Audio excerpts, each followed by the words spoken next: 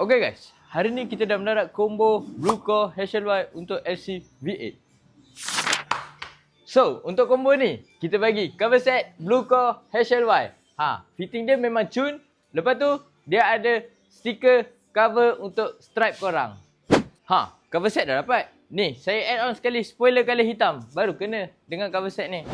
Untuk bahagian sport rim, saya bagi sport rim Legenda Limited warna putih. Saya bagi sekali dengan disc Magic Boy warna purple. Saiz dia 220. Untuk barang suspension, saya bagi fork cutting standard Espada Dalewood 1.5 inci. Saya bagi sekali dengan mono RCB DB3 line. Ada dua saiz, 203 dengan 205. Untuk bahagian brake system, saya bagi caliper Superfly 4 port depan. Saya bagi caliper Superfly belakang juga 2 port belakang. Saya add on sekali dengan hose brake RS8 depan belakang. Item terakhir, item yang saya add on dekat korang. Saya bagi hard sprocket Magic Boy dengan sprocket guide full CNC.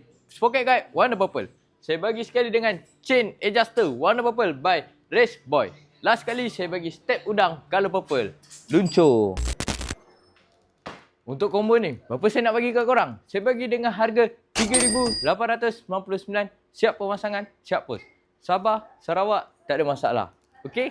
Yang berminat dengan combo ni, korang boleh walk in saja kedai kita di Suria Garage Setia Alam. Jangan lupa like, follow, comment and share. Korang nak tengok combo apa pula lepas ni? Korang boleh komen kat bawah.